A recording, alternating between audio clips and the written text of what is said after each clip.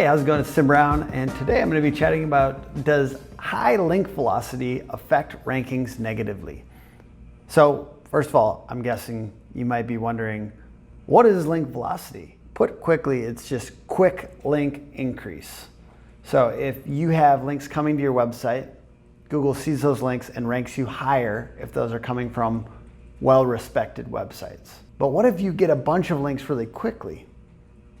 The long answer is coming shortly. The quick answer is, if they're legitimate links, let's say for some reason you went viral or you had a big kind of PR thing that happened and those links are natural, it's probably never going to be a bad thing. So never push down natural links just because you're scared of link velocity.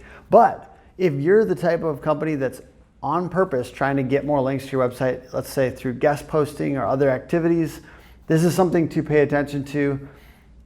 The first indication of why there's speculation around this. Link velocity was essentially created by the SEO community in response to the discovery of a patent, a Google patent, and among many things, it mentions measuring the growth of links in the context of time. The patent is named information retrieval based on historical data.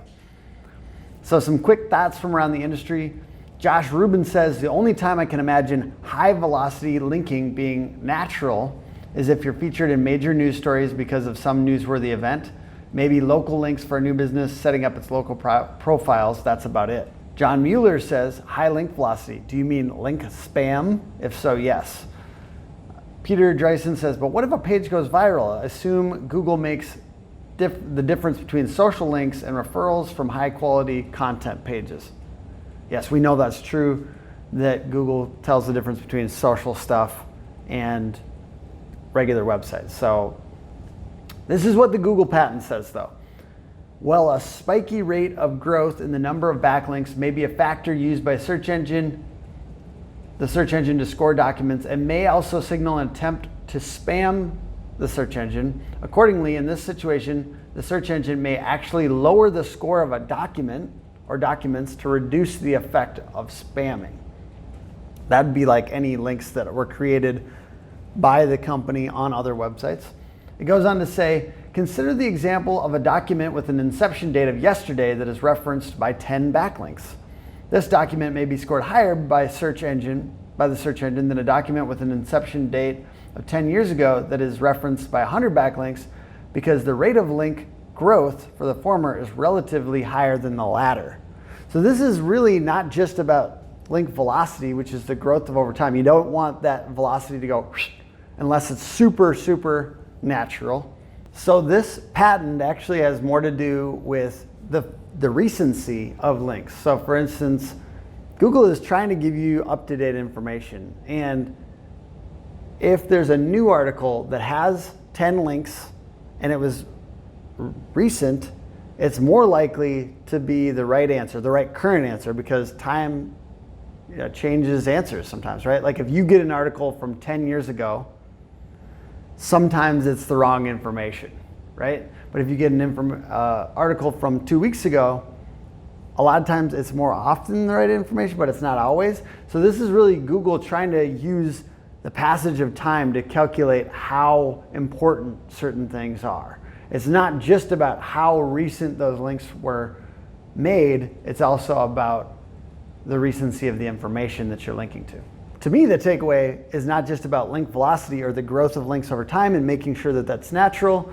It's also about updating your information, especially for the best articles on your website, to make sure that it's current and relevant. So I always take a look at the top 20 posts for traffic and try to update them every year. That sounds like a lot of work, but if Google and other search engines are important for your marketing strategy, it's worth it to spend the time to update your most frequented content and make sure that it's current for the current year, or at least every couple years, right?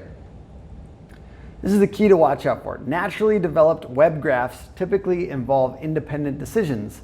Synthetically generated web graphs, which are usually indicative of intent to spam, they're calling that any linking activity that you help instigate, are based on coordinated decisions, causing the profile of growth and anchor words big grams, phrases to likely be relatively spiky. This is a really important piece, and it's something to remember to not use, like let's say we're writing for another website, to not use the exact match for the keyword we want to rank for a lot.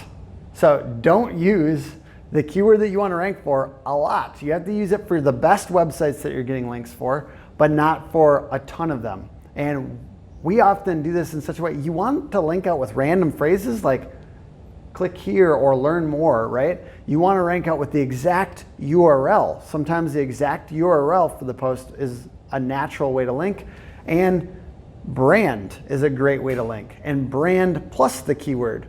But if Google and other algorithms see that you're linking with the same phrase over and over and over again on 10 different websites, they're gonna think that those links are not created naturally, which, hey, in this case, this hypothetical scenario, they aren't created naturally, but we wanna make the algorithm think that they're created naturally because we're search engine optimization professionals, and that's part of that process.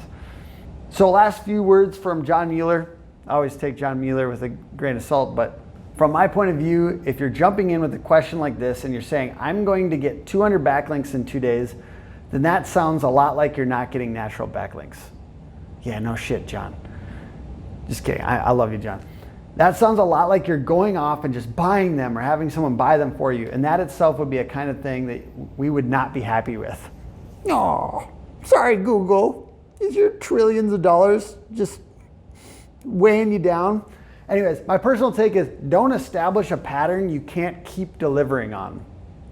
Otherwise, it will look like interest in your website jumped and is draining out, right? So if you got 100 backlinks tomorrow, or even 10, and then for the next 6 months, there's none, that is not a good looking pattern, right? That's a bad pattern. So it's better to come up with habits that you can deliver on month after month after month than just getting a bunch of links all at once. Then you're more likely to fall into this category of, it looked like it might have spammed our algorithm, right? Which, that's their language, not mine. I think we're trying to, yes, legitimately, we're trying to manipulate Google's algorithm. Don't tag John Mueller in this. But the point is you cannot make it obvious. That's really important. And then don't stop once you start a habit. Don't stop. Establish healthy habits, build great links, create content that gets natural links, and don't stop. So don't stop. Did I mention don't stop? Once you establish a pattern, keep it going.